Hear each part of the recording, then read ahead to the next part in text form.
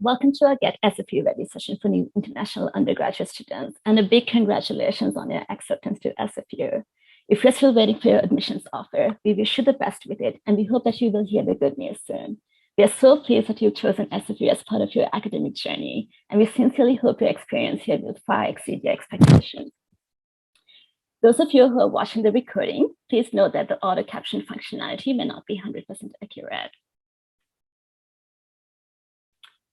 I would like to begin today's session by respectfully acknowledging that Simon Fraser University is located on unceded Coast Salish territory, the traditional territories of the Musqueam, Squamish, Tsleil-Waututh, Coquitlam, and Katzie nations.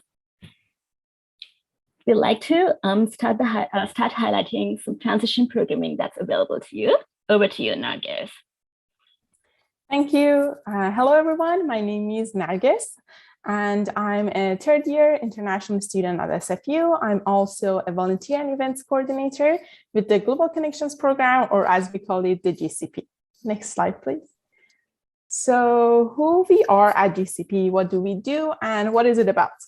In short, we are a student-led program that offers transitional support to students who are starting their journey at university. In like a little bit longer answer is that we have 4 main goals and pillars. The first one is peer support. So through our peer mentorship program, we offer one-on-one personalized support throughout the semester to our members, and they would be matched with a mentor, and they would be learning about resources or get answer to their questions. We also host events, both virtual events and in-person events, where you can learn about different cultures, make social connections, make friends, and learn about the communities and resources available to you at SFU. For example, we went to the Museum of Vancouver as a group, or we are going to a lacrosse game this weekend. And we also have workshops about procrastination, mental health, about our career after graduation. Next slide, please. So if you are wondering if this program is for you, I would say it's like most likely yes, because the program is open to all SFU undergraduate students, specifically who are newly starting at SFU or recently started, including exchange students or transfer students who are looking for diverse connections, for support in their transition to SFU, learning about different SFU resources, and want to learn about different cultures and develop their intercultural understanding. Next slide, please. And besides that, if you complete the program requirements, your participation will be recognized on your co-curricular record, which is basically official SFU record that lists your involvement in the community, and it's a very official. It comes with your transcript, and it's super cool. And you will also receive a certificate of completion and a program T-shirt. And next slide, please. So if you have any questions, you can email us at gcmp@sfu.ca. And for more information, you can visit our website for registration. Our registration for the fall 2022 is opening by the end of the month. So you can keep checking our website, keep an eye on that, or you can email us, and I can put you on a list that get a reminder for when the registration opens. And thank you. Thanks very much, Nargis. And I'll also like to point out to another resource that's available to all the international students who are studying at SFU, the Welcome Guides. We understand that you could be joining SFU through different pathways. This could be your first time applying to a Canadian university from another country. You could be transferring to SFU from another post-secondary institution, or you could have gone to high school in Canada. So we have 5 different tailored guides for the different international pathways, and they all come with a downloadable step-by-step checklist of what you should be doing depending on your category. These guides are extremely useful to plan this new chapter, so we encourage you to check them out on our webpage. When I was reviewing the questions that you had submitted, some of you had asked how you could prepare for your time at SFU and what you can expect when you start your studies at SFU. So University Prep and SFU 101 are online courses that were specifically designed for new students to prepare for your academic transition to SFU. So these are great resources to check out. And to give you a little bit of background about University Prep, it's divided into step 1 and step 2. So step 1 is a public general course that's focused on welcoming students. It introduces you to degree planning, relevant services and supports that you may need, and pre-enrollment information that help you explore your course options. You'll also be introduced to SFU's faculties and departments, course terminology we use here, the academic calendar, academic advising, and orientation events. University's prep step 2 is more faculty specific, so each faculty has their own version. It's focused more on course enrollment, building a balanced schedule, understanding the fundamentals of enrollment and degree requirements. There's also information on faculty-specific events, both related to your degree and the faculty as a whole. And you can learn more about different units at SFU, such as international services for students, health and counseling services, Indigenous student support, and residents. And finally, SFU 101 is kind of like a student guide at SFU. You'll find a lot of information on topics such as navigating university life, accessing resourcing and services, and getting involved in the SFU community, whether that is by volunteering or joining various student clubs and societies. Also within the SFU 101, you'll be a part of the HYPE program. And the HYPE program places new undergraduate students from the same faculty in small groups that allows you to have discussions and collaborate together while completing the course. And this enables you to start making connections and friendships at SFU before you when you begin your semester. So we urge you to explore these resources when you get the invitation to access them. And with that, I'm now moving on to the next slide, and Hannah will present some information about what career and volunteer services do for you. Over to you, Hannah. Thank you, Shani. Good morning, everyone, and welcome to SFU. As Shani introduced me, my name is Hannah Lee. I'm one of the career educators at SFU Career and Volunteer Services. My role is to support international students like yourselves in your career development. You might think career is something that you need to start thinking about in your final year at SFU, nearing your graduation. However, I can attest that it is never early to start thinking about career development. As the word development indicates, it is process rather than a destination or a job that you obtain after graduation. So the best time to build your future career is actually today. Next slide, please. Did you know that only 16.5% of 25 years olds have the same career idea as they had at 17? So we live in a world where it is constantly changing, but also as you gain new experiences and continue your journey at SFU, you're likely to discover new interests and ideas about yourself. Next slide, please. Although many students enter SFU thinking their major determines what career possibilities that they have in the future. However, this is also not true. Students have career possibilities beyond their major. A career is usually determined by a combination of your education, experience, volunteering experience, life experiences, skills, personality values, and other influences that you have in your life. The key to navigate your career is to stay open, take action, get involved outside your classroom, and keep learning. Next slide, please. If you feel uncertain about your future right now, it is absolutely normal to feel that way, and students don't have to figure it all out right now. We offer services on a range of topics, including career exploration, job search, volunteering, building connections like networking, gaining skills, LinkedIn, and more. Next slide, please. So come and talk to us. We have the whole team of career professionals to help you. You can meet with the career professionals in one-on-one appointments for any of the topics mentioned in the previous slide and ask questions that you may have. I'm a dedicated person, as I mentioned earlier, for international students, but you also have the whole team to support you as well. Next slide. To contact us, you can reach out to us via email or phone to book an appointment. Jim and Karen, who will be on the other side, will help you through the process. And you also can find more information on our website, and we have a lot of useful resources you can access if you're not ready to meet with us yet. Next slide, please. And we also offer group workshops, events, and courses throughout the year. Just the last couple of days, we hosted a virtual career fair where 88 different companies and organizations joined to meet with students like yourselves. So stay tuned. And next slide, please. To get most up-to-date information for any of our events, workshops that we offer, follow us on social media and subscribe to our career newsletter. All of these links will be shared in the follow-up email that you'll receive after the session. And next slide. Oh, sorry. Thank you. That was it from me. And thank you for listening. And I hope that we can meet you soon to chat more about your future career. And really, I can't emphasize enough that how important it is to start sooner than later. So come and talk to us. Wish you all the best and welcome again to SFU. Thanks, Ashani. Yeah, thanks very much, Hannah. Jitendra will take over the next few slides. Over to you, Jitendra. Thank you, Ishani. Hi, everyone, and welcome to Get SFU-Ready session. My name is Jitendra Sharma, and I am one of the International Student Advisor, Immigration Specialist working in the International Service for Student Office, or we lovingly refer to it as ISS. Everyone at ISS is committed for success of our students. Next slide, please.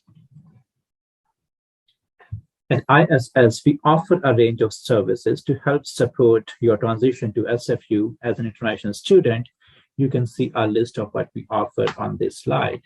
Essentially, we offer non-academic advising, anything to do with your temporary resident status or document as an international student in Canada.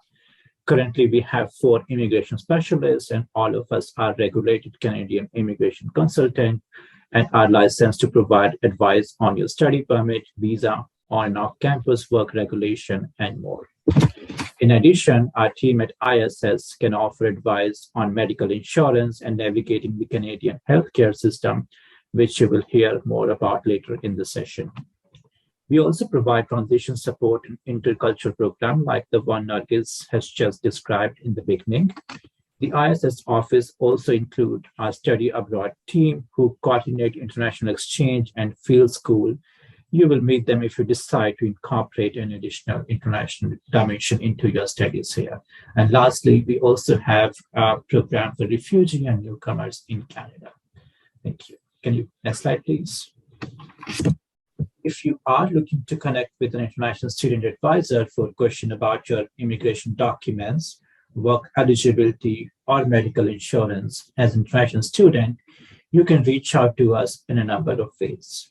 You can meet us in person at any of the 3 campuses and via a number of virtual methods, including email, live chat, which is an online messaging system, phone, and drop-in or booked appointment tool, which we conduct via Zoom. Another great resource, and probably the first one I would strongly recommend you to access when you have question, is actually our website, where you can find the answer to most common question. The website includes instruction guide on how to apply or extend your study permit, immigration documents, information on medical insurance, as well as enrollment requirement. These are available 24 hours a day, 7 days a week, so you can always access them at the comfort of your location.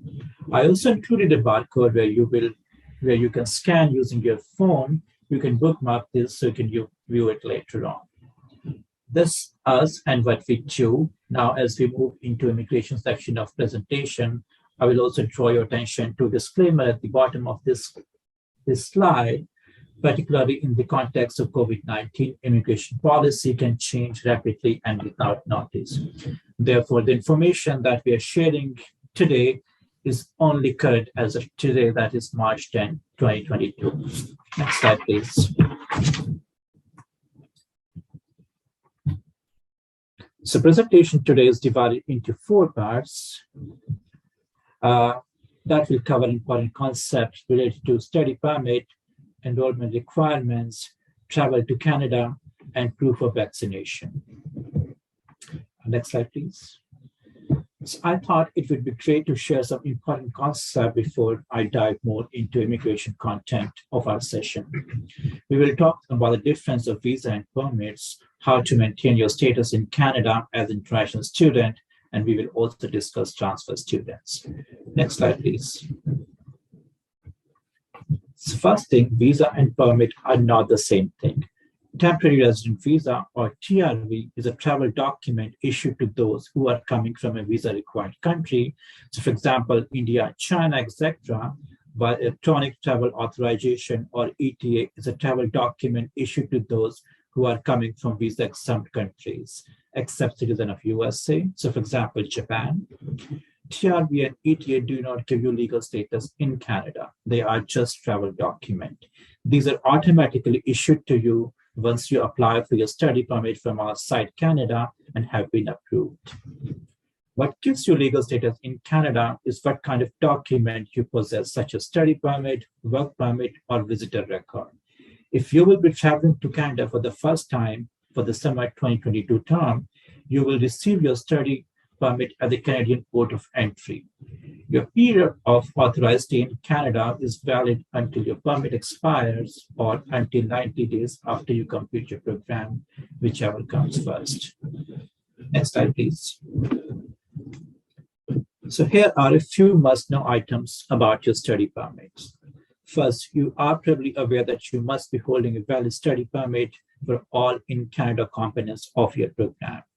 Application must be submitted online to Immigration, Refugee and Citizenship Canada, or IRCC. If you have not yet submitted a study permit application, we highly encourage you to do as soon as possible.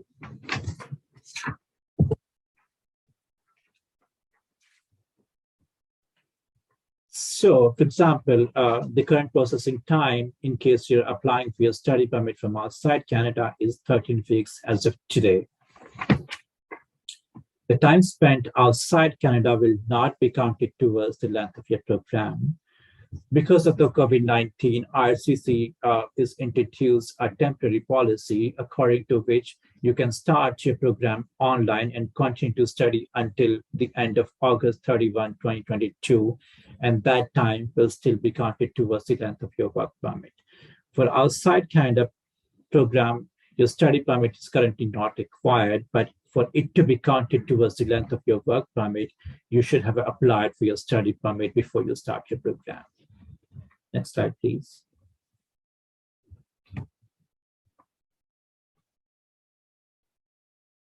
So in order to continue study in Canada, your permit, your status should be valid at all times.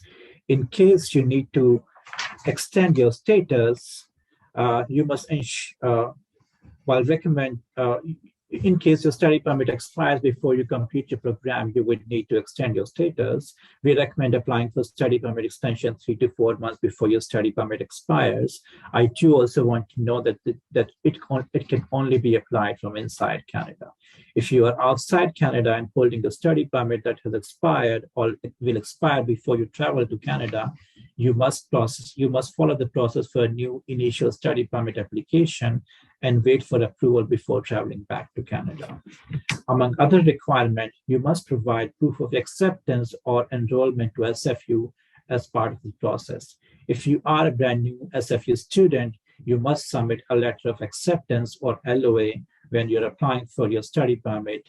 In case you're applying for study permit extension from inside Canada, you should use your confirmation of enrollment that you can download from GoSFU account. Next slide, please. Now, going to the topic of transfer student, your things to do will depend on your education level and on which stage of your study permit you are currently in. For those holding a study permit and transferring to SFU from Fraser International College or another post-secondary institute in Canada, you do not need to obtain a new study permit, provided your study permit is still valid. But you would need to notify IRCC of change to your school by completing an online process called the Designated Learning Institute or DLI transfer process. You can find a link to more information about this process in our welcome guide for your new transfer student. Students coming from a high school in Canada do not need to do DLI transfer process and are also not required to apply for a new study permit if yours is still valid. However, if it expires soon, you may need to extend it and apply for a new study permit from outside Canada.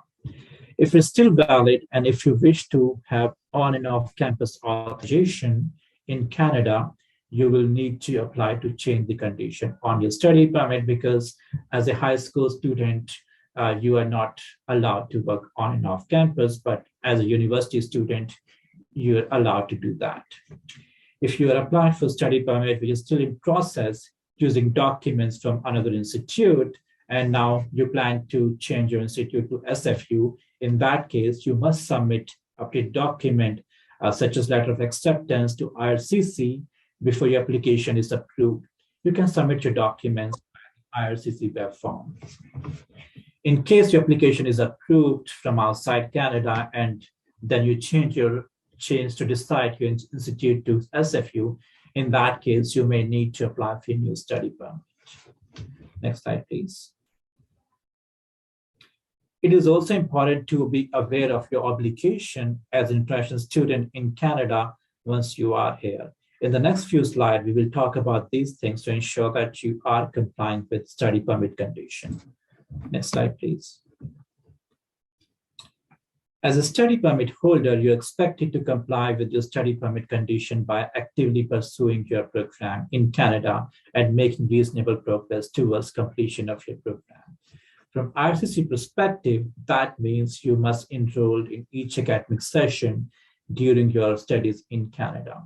For undergrad student at SFU, this means spring and fall terms. Next slide, please. Your study permit also allows you to legally work on and off campus at certain conditions. To work on campus, you must be enrolled full-time at SFU that you wish to work. Generally speaking, full-time for undergrad student at SFU means enrolled in at least 9 units or co-op term per term. You can also find a full definition on our enrollment requirement website, a barcode of which is also shown here on top of this screen.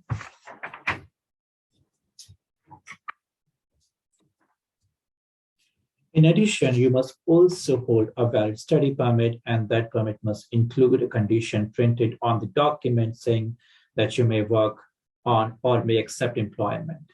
As per IRCC definition, on-campus means that you can work at all buildings at SFU campus. As on-campus employer can be following SFU, your faculty members, student organization, yourself, that is self-employment if you're working on the campus, private business, private contract that provide on-campus services to the school. Next slide, please. To work off campus, in addition to being enrolled full-time and holding a valid study permit with work condition, you must also enroll in a program at SFU that is at least 6 months in duration and leads to degree, diploma, or certificate. For all of you, because you're doing a postgraduate work undergrad program, which is 4 years in duration, so that basically means you meet that condition. There's a limited number of hours you may work off campus. Generally, you may work no more than 20 hours per week, but you can work full-time during scheduled breaks. For example, break between full-time terms, summer term for undergrad students, provided you are full-time immediately before and after that term. And you should fall within your program. So for example, for summer 2022, we consider a scheduled break. You should be full-time in spring and fall of 2022. You will also need a valid social security number known as SIN for any work you do in Canada. This number is used for tax purpose and is required for the employer to pay you. If you have applied for your study permit outside Canada, please check the condition when it is issued you at the port of entry to ensure there's a condition stating that you can work, or ask for it to be added if it is not there, provided you will be enrolled full-time.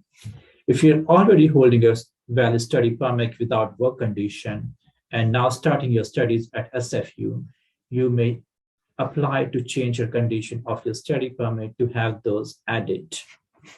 The process to change condition is the same as process for an extension. Next slide, please.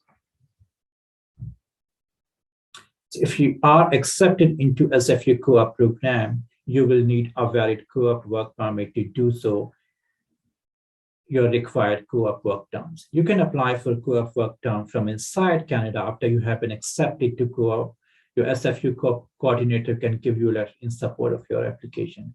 Some of your program might have mandatory co-op component. In that case, you can apply for it along with your study permit. But most of the program at SFU did not have mandatory co-op terms. In that case, you would need to apply for co-op term once you start your study at SFU. Next slide, please.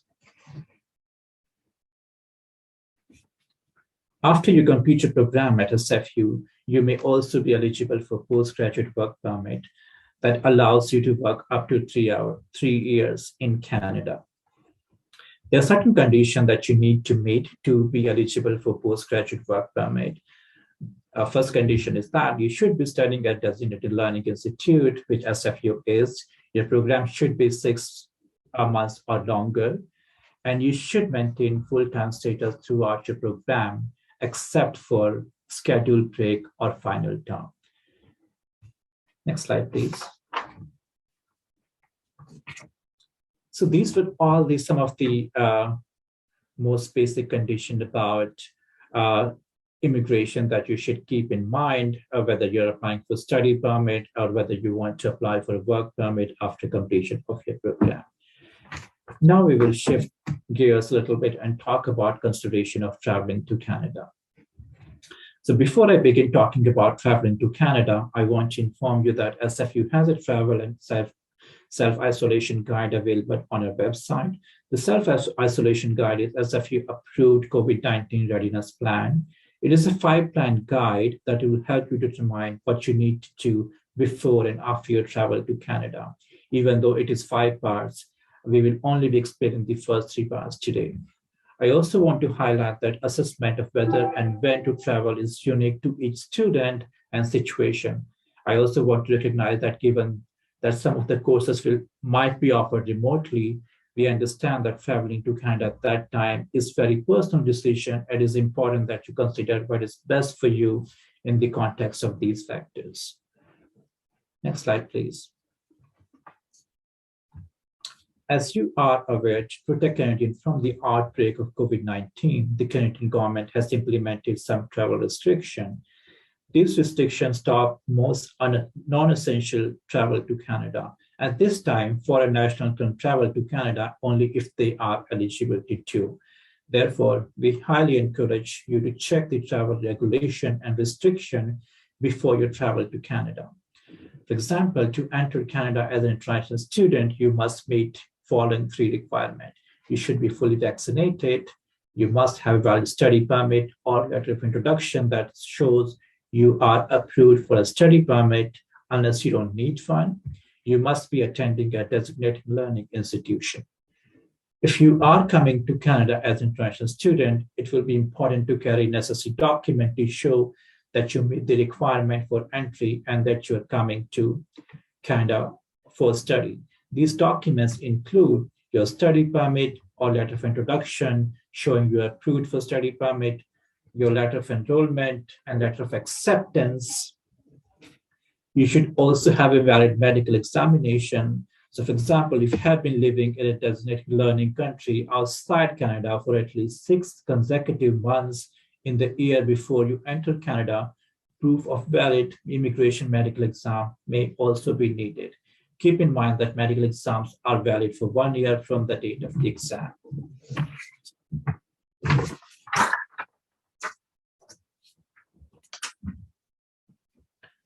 These are documents that you will need to carry to show you meet the health requirement to enter Canada, including proof of pre-departure COVID-19 testing that you must be taken within 24 to 72 hours of your scheduled departure. Effective 28 February, Government of Canada made some changes to pre-COVID-19 testing requirement. As of now, you can take either antigen or the other tests for your travel to Canada. It is also important to have proper medical insurance when you travel to Canada. We will be covering about that in the subsequent slide. Next slide, please. So even if you qualify as a fully vaccinated traveler, you must have a 14 days quarantine plan in place before you travel to Canada. The final determination whether you are exempt from quarantine or not will be made by the border service officer. Next slide, please. As discussed in the previous slide, you must have a quarantine plan even if you are fully vaccinated. Upon your arrival at the port of entry, you may be randomly selected for the COVID-19 arrival test. You may also pre-register for the arrival test to make the process smoother. There are quite a few requirements all related to ArriveCan, which is the Government of Canada digital tool to help travelers smoothly to Canada. You can download this app on your phone. In case you do not have access to phone, you can also submit the information on your computer or your laptop. All international travelers coming to Canada are required to use ArriveCan to submit their travel information before they can board their flight or before arriving at the border for land travelers. You will need to provide travel and contact information, quarantine plan, COVID-19 symptom self-assessment, and will need to be ready to show your receipt while seeking entry into the Canada. Next slide, please.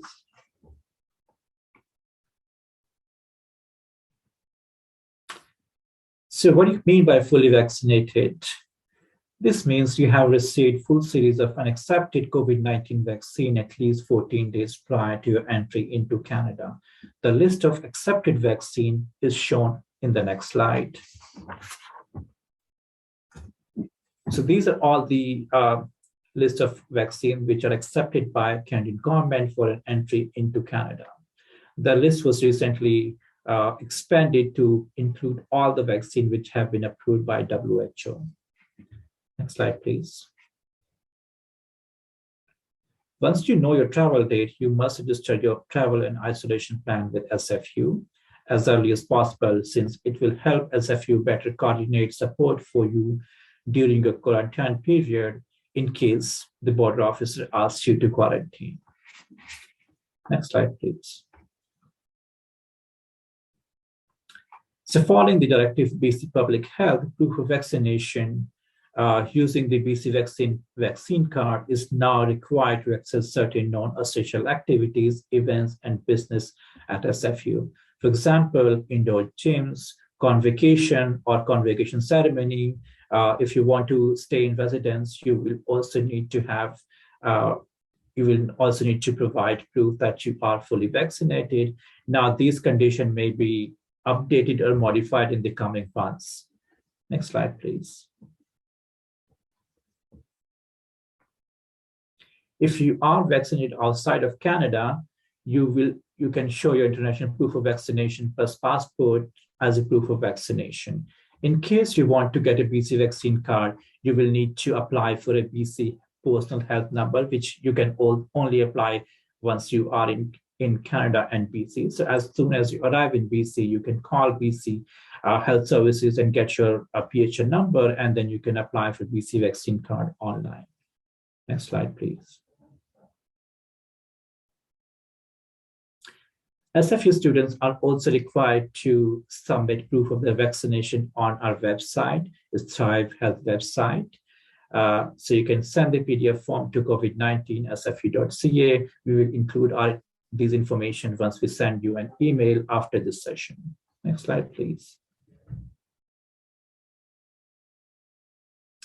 So if you are 12 years or age plus 4 months or older, you will need to be fully vaccinated in order to board domestic or international flight departing from Canada, from most airports in Canada, including charter and foreign airlines carrying commercial passengers. Next slide, please.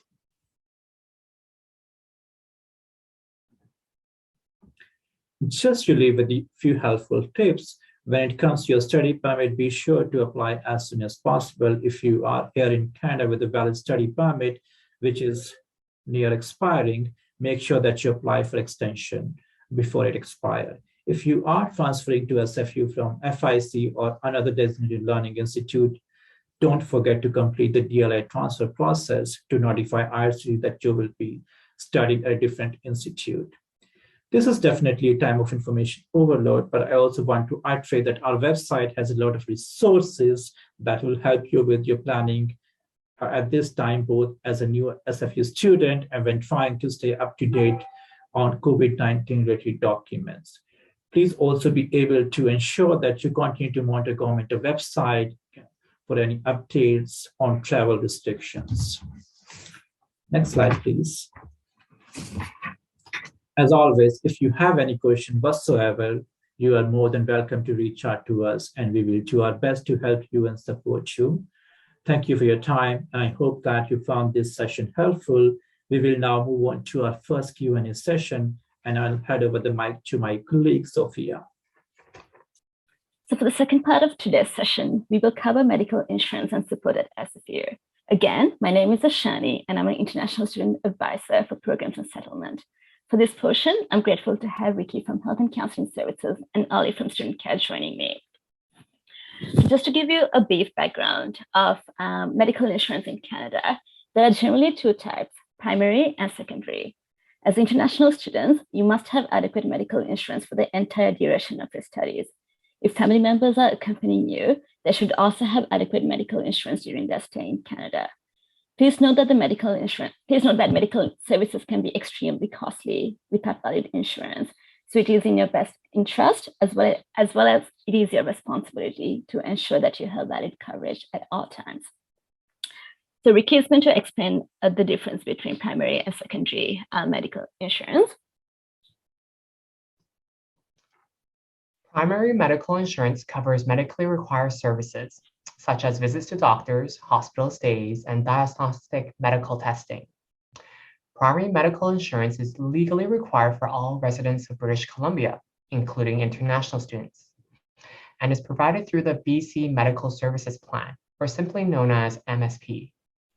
Secondary medical insurance generally covers extras that are not covered by primary medical insurance, such as dental services, vision care, and prescription medication. Eligible SFU undergraduate students receive secondary medical insurance through the SFSS Health and Dental Plan. Next slide, please.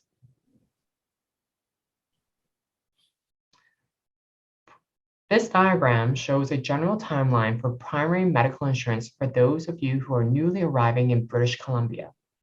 Your temporary primary insurance coverage through GuardMe starts on May 1st, 2022 and ends on August 31st, 2022.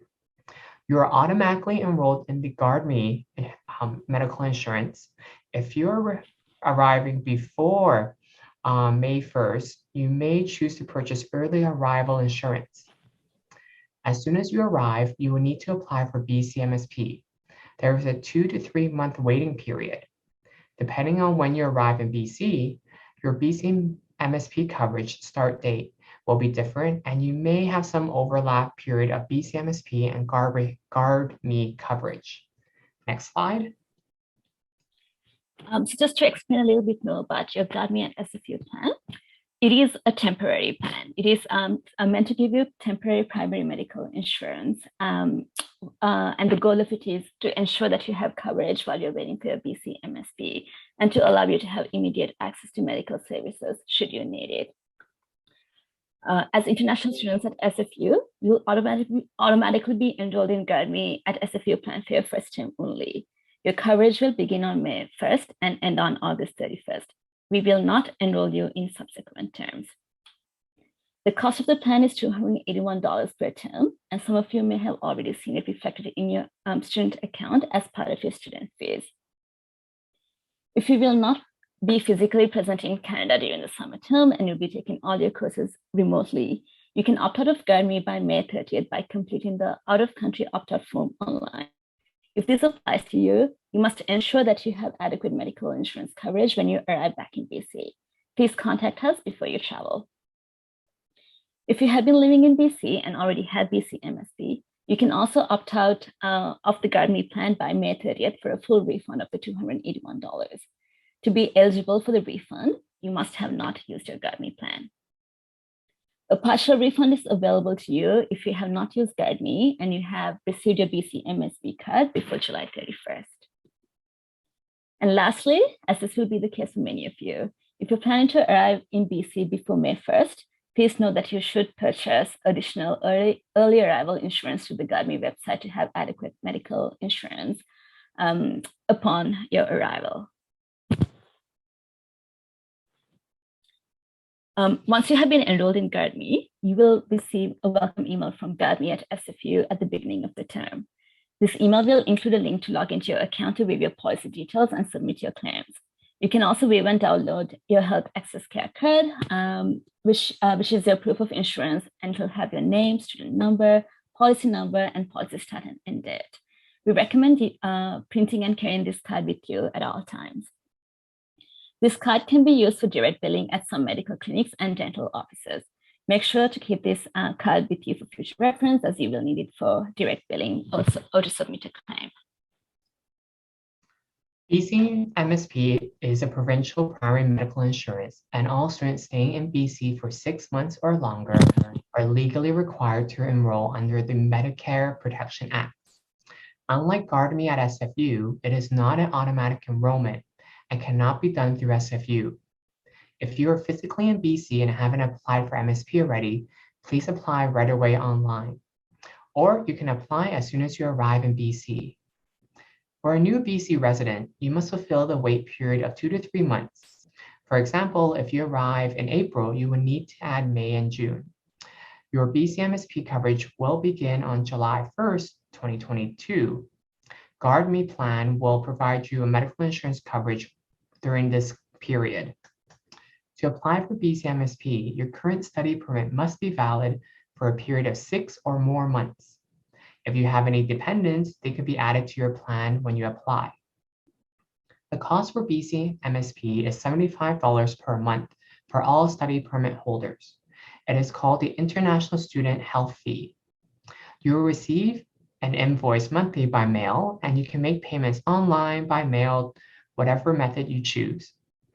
This charge does not appear on your SFU account, and you are responsible to make monthly payments and to maintain your account, and also update your address and check in your coverage expiry date and update BC MSP with any changes to your immigration status, such as a renewal of your study permit. Next slide. Thanks so much, Ricky. And Ali will give a little bit more information about your secondary insurance coverage. Thank you so much, Ishani and Ricky. Hello, everyone. My name is Ali, and I'm joining you on behalf of Student Care to talk about your secondary insurance, also known sometimes as your extended medical benefits. So don't worry about taking extensive notes regarding this part of the presentation. I will be posting a link in the chat whenever that has been opened, and you will find all this information on our website. So with that being said, I'm going to get started with this presentation. With the next slide, please. Just kind of to give you an overview, not to repeat what has already been said, this is your extended health and dental coverage that fills in the gaps for provincial health coverage. So Ishani and Ricky have already mentioned to you your primary medical insurance, whether that is GuardMe or BC MSP. There are certain things that are not covered under your primary medical benefits, and that's where your extended health insurance or your secondary health insurance kicks in, and it covers you for things that would not be covered under primary insurance. So just as a reminder, international students are also required to enroll in BC MSP. In the next slide, I am going to show you what exactly your secondary medical insurance coverage includes. So as you can see over here, your coverage comes in 4 broad categories. You've got a health plan, a dental plan, a vision plan, and also travel insurance. So when it comes to your health plan, you are covered for things such as prescription drugs, any vaccinations that you might need to undertake.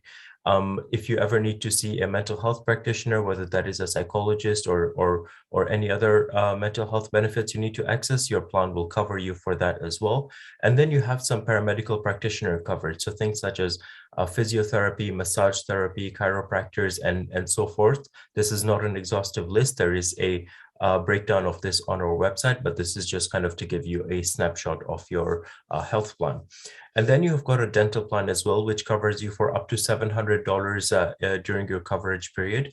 And that will cover you for things such as regular and routine checkups and cleanings, any fillings or root canals that you need to take, any periodontic or endodontic services under your dental plan. You've got a vision plan as well that covers you for eye exams and any eyeglasses or contact lenses that come up as a result of that. And finally, you've got a travel insurance plan, which covers you for any trips that you take abroad. So the travel insurance is actually a uniquely catered service for students particularly, and it comes in two portions. You've got the academic related travels and non-academic related travels. So if you go on an academic trip, whether that might be an exchange, an internship, a study abroad semester, you will be covered for the entire duration of that trip, no matter how long it is. There is a process for requesting proof of coverage, and usually your institution or your employer that you are traveling to will ask you for these documentation, and the ISS will help coordinate collecting these documents for you. So this is your academic related travels. You will be covered for the entire duration of the trip for any medical emergencies and any medical needs that come up during your travels. And then you've got non-academic trips. So if you decide to go on a short vacation, or you decide to, just go on a tour, your non-academic travel insurance will cover you for up to 120 days of your trip. And this includes same deal, any medical emergencies or medical needs that come up during your trip. Just a quick note, if you are an international student who is going back to your home country, your travel insurance does not apply to you in your home country. And the assumption behind this is that most people already have medical insurance provided to them by their home country, similar to how that is done here in Canada. Next slide, please. And so if you're wondering how much your health and dental plan costs you for 4 months of fees, 4 months of coverage, pardon me, it costs $84.97, and that is broken down into your health plan and dental plan, as you can see on the screen over here. In case any of you need to enroll your family members or dependents into the plan, there is an opportunity for you to do that as well for an additional cost highlighted here on the screen. For one dependent, it's another $84.79, and for unlimited dependents, it's $169.58. And this is for 4 months of coverage. Next slide, please. And so your coverage will begin on May 1st and will go on until August 31st of this year. So that is 4 months inclusive. Next slide, please. And the enrollment period is actually between May 6th and May 24th. And this is kind of an important date to keep in mind. If you are starting your term this summer, you are a first-time student, which I presume most of you are not automatically enrolled in the plan. So you would have to opt into this plan between May 6th and May 24th in order to receive extended medical insurance and medical benefits coverage. So this is kind of really important. If you are starting your term in the summer, you are not automatically enrolled, and you would have to self-enroll in the plan. And there's going to be an online payment system for you to do that. Next slide, please. There are a bunch of ways in which you can claim any expenses that you access under your plan. Next slide, please. And this slide will outline the 3 ways in which you can do that. The first one is a pay direct card. So a pay direct card looks something like that on the screen. It is basically the simplest way for you to access your benefits. So whenever you go to a practitioner, whether that is a dentist, a pharmacist, an optician, you simply show them this card. It has all the information that they need. They will use this information to bill the insurance company directly for the insured portion of your plan instead of billing you upfront.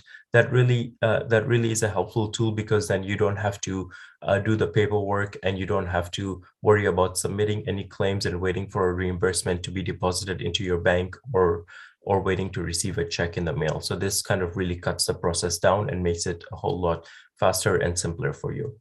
And then we have a mobile app as well that helps you with claiming. So it's an online mechanism for you to submit any claims. So that can be done through the mobile app, available both on Google Play and App Store.